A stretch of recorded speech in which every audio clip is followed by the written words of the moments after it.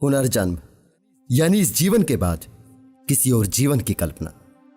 मरने के बाद के जीवन को लेकर मनुष्य तमाम तरह की कल्पनाएं करता आया है और ये कल्पनाएं वर्तमान के सभी धर्मों में मौजूद है। लेकिन बाकी धर्मों में आत्मा तुरंत जन्म नहीं लेती, वो कयामत तक इंसाफ के इंतजार में पड़ी रहती है। लेकिन हिंदू दर्शन अवतारवाद को मानता है। इसमें इस जन्म के कर्मों की सजा अगले जन्म में मिलती है, जिसके लिए आत्मा कपड़ों की तरह शरीर बदलती है। इसलिए सबसे ज्यादा पुनर्जन्म के दावे भी हिंदुओं में देखने को मिलते हैं। आपने कभी ना कभी ऐसे दावे जरूर देखे होंगे कि फलां बच्चे को पिछले जन्म की याद आ गई और उसने अपने पूर्व परिवार को पहचान लिया। आज भी 21वीं सदी में ऐसे दावे मेन स्ट्रीम मीडिया से लेकर सोशल मीडिया तक, टीवी सीरियल से लेकर फिल्मों तक सभी जगह जोरों शोरों से दिखाए जाते हैं। बहरहाल मैं आपको ऐसे केसेस नहीं बताऊंगा जिनमें पुनर्जन्म होने के दावे किए गए हैं। वो नेट पर हजारों मिल जाएंगे। मैं आपको उनमें कॉमन क्या है और वो कितने तर्कसंगत हैं वो बताऊंगा, जिससे आप स्वयं निर्णय ले सके कि इन सभी दावों के पीछे की सच्चाई क्या है। तो दोस्तों, एक बार फिर से बने रहिए मेरे साथ इस वीडियो के अंत तक।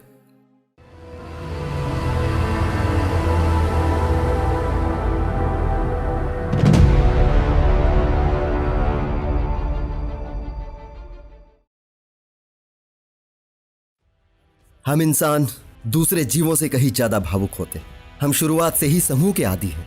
हम सारी उम्र के लिए रिश्ते बनाते हैं। हम सारी उम्र अपने परिवार के लिए जीते हैं। हम सदा चाहते हैं हमारे करीबी हमारे पास रहें, और किसी अपने के गुजर जाने के बरसों बाद भी हम यही चाहते हैं कि कैसे भी हो वो हमें एक बार दिख जाए, किसी भी रूप में हमें मिल जाए। जरा सोचिए कैसा महसूस होगा आपको अगर आपके सामने आपका गुजरा हुआ अतीत, जिसके लिए आप जीते थे, वो बरसों पहले मर चुका है। लेकिन एक दिन अचानक से आपको पता चले वो दोबारा जन्म ले चुका है और एकदम जीता जागता हंसता बोलता आपके सामने आकर खड़ा हो जाता है, जिससे आप अपनी सारी पुरानी यादों के बारे में बात कर सकते हैं। हम सभी चाहते हैं ऐसा हो जाए। हम सभी चाहते हैं प्रकृति के नियम टूट जाएं, विज्ञान कई जगह झूठ साबित हो जाए। लेकिन सब हमारे चाहने से नहीं होता, क्योंकि जब भी वैज्ञानिक आधार और तार्किक दृष्टि से ऐसे दावों का निरीक्षण किया जाता है तो ऐसे दावों को स्वीकारने में कई बाधाएं सामने होती है।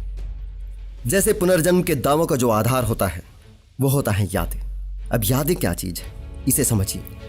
यादें हमारे दिमाग में स्टोर हुई वो बातें होती हैं जो बचपन से ही हम परिवार, समाज, टीवी और मीडिया से देखते, सुनते, पढ़ते हुए बड़े होते हैं। जैसे बचपन में मैंने महाभारत देखा था तो मुझे उसके किस्से और किरदार याद हैं। जैसे महाभारत के किरदार अभिमन्यु ने माँ के गर्भ में रहते हुए ही जाना था कि चक्रव्यूह को भेद कर उसके अंदर कैसे जाते हैं। जब अभिमन्यु की माँ गर्भवती थी तो धनुर्धर अर्जुन ने यह किस्सा उन्हें सुनाया था। महाभारत के अनुसार अभिमन्यु ने यह तो जान लिया था कि चक्रव्यूह के भीतर कैसे जाते हैं, पर वो अपने पिता से यह नहीं सीख पाए कि चक्रव्यूह से बाहर कैसे आते हैं, क्योंकि अभिमन्यु की माँ उस वक्त सो गई थी जब अर्जुन उन्हें यह नुस्खा बता रहे थे। महाभारत के इस किस्से से आपको ऐसा लग सकता है कि माँ के गर्भ में पल रहे बच्चे की भी याददाश्त होती है, लेकिन हकीकत इसके उलट है। जो लोग बचपन के किस्से विस्तार से बताते हैं वो असल में ख्याली पुलाव पकाकर परोस रहे होते हैं।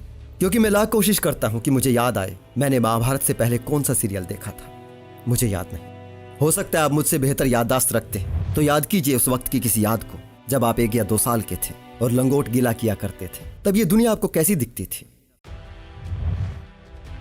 हम जानते हैं जब हम गर्भ में होते हैं तो महसूस करते हैं, लेकिन लाख कोशिशों के बाद भी हमें याद नहीं कि हम क्या महसूस करते हैं। अब भला ये कैसे संभव है कि हमें पिछले जन्म का तो सब याद है और इस जन्म का कुछ भी याद नहीं। हकीकत यही है, जन्म से पहले की यादें सहेजना नामुमकिन है, क्योंकि हमारे जहन के जिस हिस्से में बाहरी यादें सहेजी जाती हैं, जैसे मम्मी पापा का नाम, आदतें, मैनर्स, जो भी इन बातों का रिकॉर्ड रखता है, यानी दिमाग का मेमोरी कार्ड, जन्म से पहले गर्भ के भीतर विकसित ही नहीं होता। बच्चे के जन्म के बाद भी दिमाग के इस हिस्से के विकास में वक्त लगता है। इसलिए ही हम सबको बचपन से पहले के कुछ वर्षों की बातें याद नहीं रहती। लगभग 3.5 साल की उम्र के बाद ही जब हम बोलना सीख रहे होते हैं, अधिकतर उसके बाद की ही बातें हमें याद रहती हैं। यानी जब हम जन्मे थे उस वक्त हम बिना सिम कार्ड और बिना मेमोरी कार्ड के मोबाइल की तरह ही थे, जिसकी कोई आइडेंटिटी नहीं थी। उस वक्त हमारी मेमोरी में हमें जिंदा रखने वाली इंफॉर्मेशन, जैसे खाने के लिए रोना और बस एक इमरजेंसी नंबर, कॉलिंग मॉम ही था, जो हमें हमारे माता पिता के डीएनए से मिला था। उसके बाद दिमाग धीरे धीरे सीखता हुआ विकसित हुआ और देखते, सुनते, महसूस करते हुए हमारी यादें बनी। बेशक कुछ लोगों का दिमागी विकास तेजी से होता है, लेकिन यादें विकास का हिस्सा होती हैं, कोई कॉपी पेस्ट डेटा नहीं। कुछ लोग ये भी कहते हैं कि अगर पिछली यादें नहीं तो बच्चा दूध कैसे ढूंढ लेता है। इसका जवाब बेहद सीधा है। हमारे जीन में सबसे पहला गुण ही जीने का होता है। एक सूक्ष्मदर्शी से दिखाई देने वाला, हमारे जीवन की शुरुआत करने वाला स्पर्म भी जीवन के लिए दौड़ता है। हमारा जीवन कोशिकाओं के जन्म लेने और नष्ट होने पर निर्भर है। कोशिकाओं के जन्म की दर जब मृत्यु दर से ज़्यादा होती है तब हम बचपन से जवानी की ओर जाते हैं, और जब कोशिकाओं की जन्म दर कम हो जाती है और मृत्यु दर बढ़ जाती है उसे हम बुढ़ापा कहते हैं। क्योंकि हमारे दिमाग के अंदर भी कोशिकाओं के बनने बिगड़ने का खेल सारी उम्र चलता है, और इसलिए ही उम्र के आखिरी पड़ाव पर हम अक्सर चीज़ें भूलने लग जाते हैं, और एक वक्त पर आकर कोशिकाओं के बनने बिगड़ने का खेल थम जाता है, जिसे हम मृत्यु कहते हैं। हमारा दिमाग शरीर के किसी भी अंग से सबसे ज़्यादा नाजुक होता है।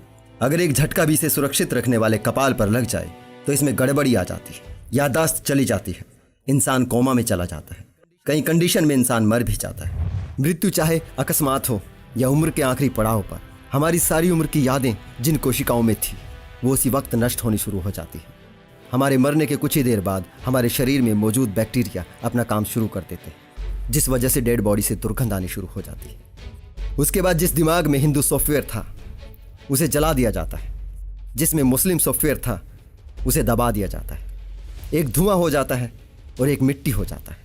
अब आगे जाने के लिए ऐसा कुछ नहीं बचता जो आगे किसी और बॉडी में ट्रांसफ़र हो सके। जो था इसी शरीर में था, जो जन्मा था इसी के भीतर खत्म हो गया। लेकिन बात यहाँ पर खत्म नहीं होती, क्योंकि अभी भी एक ख्याल है जो हमारे दिमाग में कौंध सकता है कि यादें तो अभौतिक है। जो नष्ट हुआ वो भौतिक जिस्म था। भौतिक चीज़ें नष्ट हो सकती हैं, लेकिन अभौतिक चीज़ें कैसे नष्ट हो सकती हैं? यादें, भावनाएं, भाषा, जानकारियाँ अदृश्य होती हैं। जैसे मोबाइल या लैपटॉप पर रन होने वाला कोई सॉफ्टवेयर अदृश्य होता है। अगर आपके जिंदा दिमाग में यह ख्याल आया है तो पिक्चर अभी बाकी है मेरे दोस्त। जैसे एक अभौतिक सॉफ्टवेयर को स्टोर रखने के लिए ठीक ठाक हालात में एक भौतिक हार्ड ड्राइव, सीडी डिस्क या पेन ड्राइव की जरूरत होगी, और उसके बाद भी कभी कोई सॉफ्टवेयर खुद आपके लैपटॉप से अटैच होकर रन नहीं होता, उसके लिए भी एक भौतिक वाहक की जरूरत होगी, जैसे कि आप। अगर आपको लग रहा है वो भौतिक वाहक आत्मा है तो फिर आप बहुत ही मासूम हैं, क्योंकि आत्मा अभौतिक बताई जाती है। असल में जिस चेतना को हम आत्मा समझते हैं वह वास्तव में दिमाग से ही उत्पन्न होती है। दिमाग से अलग उसके अस्तित्व का कोई प्रमाण नहीं। चेतना अभौतिक है, लेकिन उसका कारण भौतिक दिमाग ही है, कोई आत्मा नहीं। बिल्कुल वैसे ही जैसे आपके लैपटॉप और मोबाइल पर रन होने वाले प्रोग्राम यानी ऑपरेटिंग सिस्टम का कोई भौतिक अस्तित्व नहीं होता, लेकिन उसके अभौतिक अस्तित्व का कारण भौतिक लैपटॉप या मोबाइल ही है। उससे अलग उसका कोई अस्तित्व नहीं। बिना जिंदा जिस्म के आत्मा का अस्तित्व संभव नहीं, और बिना आत्मा के पुनर्जन्म संभव नहीं। अब आपके दिमाग में पुनर्जन्म की कुछ कॉमन सी घटनाओं के लिए कुछ कॉमन से तर्क भी होने चाहिए। जैसे अधिकतर पुनर्जन्म के मामलों में बालक पहले अपने घर में कुछ बातें बोलता है, फिर समाज में चर्चा होती है, और चर्चा के पुष्ट होने पर बालक को उसके पहले घर ले जाया जाता है। बालक कभी भी पूर्व परिवार द्वारा पूछे नितांत व्यक्तिगत अथवा गुप्त रखे अनुभवों, सवालों का उत्तर नहीं दे पाता। पुनर्जन्म वाला बालक जो भी जानकारियां बता रहा होता है वो अधिकतर पब्लिक में पहले से होती है। मसलन उसे कुछ सीक्रेट्स भी बताने चाहिए, वो क्यों नहीं बता पाता। सभी मामलों में पुनर्जन्म वाले परिवार का कोई सदस्य अथवा उस परिवार के परिवेश का कोई पुनर्जन्म वाले परिवार से परिचित क्यों होता है। कोई भी व्यक्ति दावा करे वे अंबेडकर, विवेकानंद या भगत सिंह के पुनर्जन्म हैं, तो आप यकीन नहीं करेंगे।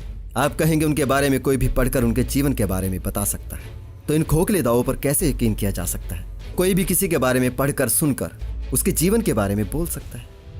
अधिकतर पुनर्जन्म के मामले भारत में पाए जाते हैं, उसमें भी लगभग सभी हिंदू धर्म के अनुसार 84 लाख योनि बताई जाती है। हालांकि विज्ञान कुछ और कहता है, लेकिन 84 लाख भी माने तो जितने भी आज तक पुनर्जन्म के दावे किए गए हैं, किसी एक भी व्यक्ति ने यह नहीं कहा कि वो पिछले जन्म में कोई कीड़ा, कोई पक्षी या कोई गधा था। जबकि अवधारणा यह है कि आत्मा सभी जीवों से होती हुई मनुष्य योनि तक पहुंचती है। जिस परिवार में पुनर्जन्म होता है उसकी भौगोलिक दूरी पहले वाले घर से ज्यादातर कुछ ही किलोमीटर होती है। विरल मामलों में ही ये 100 किलोमीटर से अधिक होती है। जबकि पुनर्जन्म के लिए कथित आत्मा को बॉर्डर भी पार करना चाहिए, भाषाओं की सीमाएं भी लांघनी चाहिए, लेकिन वो ऐसा क्यों नहीं कर पाती। माने हमने अभी तक किसी अफ्रीकी आदिवासी को भारत में जन्म लेते नहीं देखा जो अलग ही भाषा बोल रहा हो। पुनर्जन्म होता तो ऐसे लाखों बच्चे होते जो अपनी मातृभाषा के अलावा एक नई भाषा स्वतः ही सीख जाते, क्योंकि उन्हें तो पिछले जन्म की भाषा याद होनी चाहिए। परंतु ऐसा होता क्यों नहीं। अगर किसी एक आत्मा का पुनर्जन्म होता है तो इतनी आबादी नहीं बढ़नी चाहिए थी। इतनी सारी आत्माएं कहाँ से आ गई? अगर सभी योनियां भुगत कर ही मानव जीवन मिलता है तो 6.5 करोड़ साल पहले डायनासोर की आत्माएं किसके कर्मों की यातनाएं भुगत रही थी? ये पुनर्जन्म का कॉन्सेप्ट बड़ा अजीब है।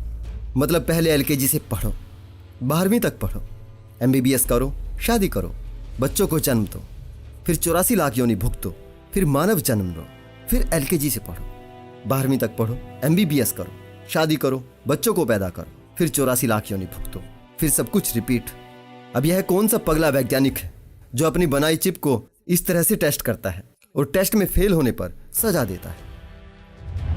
कुल मिलाकर बहुत सारे फैक्ट हैं जिन पर पुनर्जन्म और उसके लिए किसी आत्मा के होने के दावे खरे नहीं उतरते। लेकिन पुनर्जन्म के दावे अभी जिंदा रहेंगे, क्योंकि टीवी, मीडिया, न्यूज़पेपर, यूट्यूबर्स सब जानते हैं उनके पाठकों, उनके दर्शकों को क्या सुनना पसंद है और क्या नहीं। वो जानते हैं मरने के बाद की कल्पना में जीने वाले लोग वर्तमान में जीने वालों की अपेक्षा अभी ज़्यादा है, इसलिए वो उनके विश्वासों के अनुरूप ही सामग्री उपलब्ध कराते हैं। यही हर तरह के धंधे का नियम है, जिसमें ग्राहक के स्वार्थ में ही दुकानदार का स्वार्थ सिद्ध होता है, और इन सब मिले जुले स्वार्थों का खामियाजा अति आस्तिक कमजोर मन के लोगों को भुगतना पड़ता है। इसका सबसे भयानक उदाहरण हमने बुराड़ी की घटना के रूप में देखा था, जब नई जिंदगी और किसी चमत्कार की आस ने 30 जून की रात एक ही परिवार के सभी 11 लोगों की जिंदगी ली थी। और उस केस की जांच अभी चली रही थी कि सोशल मीडिया पर एक फोटो इस मैसेज के साथ वायरल हुई कि उस परिवार के सभी 11 लोगों का पुनर्जन्म हो चुका है। बाद में पता चला वो तस्वीर बहुत पुरानी है। वो 11 बच्चों की तस्वीर एक प्राइवेट हॉस्पिटल की थी, जो 2011 की तारीख को इच्छा अनुसार करवाई गई डिलीवरी से जन्मे टेस्ट ट्यूब बेबीज की थी। और बात आई गई हो गई, लेकिन किसी ने भी इसके पीछे जो मकसद था उस पर बात नहीं की। यही होता है, अंधविश्वास फैलाने वाली खबरें खूब चलाई जाती हैं, लेकिन जब उनके खुलासे होते हैं तब उन पर बात नहीं होती। एक आस्तिक मन अपने अंधविश्वासों को सही साबित करने के लिए हजारों कुतर्क खड़े करता है, हजारों ऐसी घटनाओं को पुनर्जन्म के साक्ष्य के रूप में प्रस्तुत करता है। जरा विचार करने की कोशिश कीजिए। एक पढ़ी लिखी फैमिली ने भी आत्मा और पुनर्जन्म के पक्ष में इसी तरह के किस्से ही तो पढ़े होंगे। इसी तरह के कई सारे किस्सों ने उनके विश्वास को अंधविश्वास में बदला होगा, जिसकी परिणति ही वो घटना बनी थी। जिस दिमाग से आप चीजों को समझते हैं उसी दिमाग में ये समझ भी होनी चाहिए। आपकी बुद्धि कभी कभी आपको बेवकूफ बना देती है, और इसलिए ही कुछ शातिर बुद्धि वाले लोग स्वर्ग, नर्क, मोक्ष, आत्मा, पुनर्जन्म की कल्पनाओं से आपको सदियों से मूर्ख बना रहे हैं। मूर्ख बनना बंद कीजिए, अपने इन अंधविश्वासों को त्याग दीजिए। इसी में मानवता की भलाई है। किसी ने कहा है आपके पास 2 जीवन होते हैं। दूसरा जीवन तब शुरू होता है जब आप समझ जाएं कि आपके पास एक ही जीवन है। इतनी सी बात है, समझ लीजिए, आपका इसी जन्म में पुनर्जन्म हो जाएगा। आज के लिए इतना ही दोस्तों, जल्दी ही मिलते हैं किसी और ऐसे ही वीडियो के साथ। खुश रहिए, जिंदाबाद रहिए।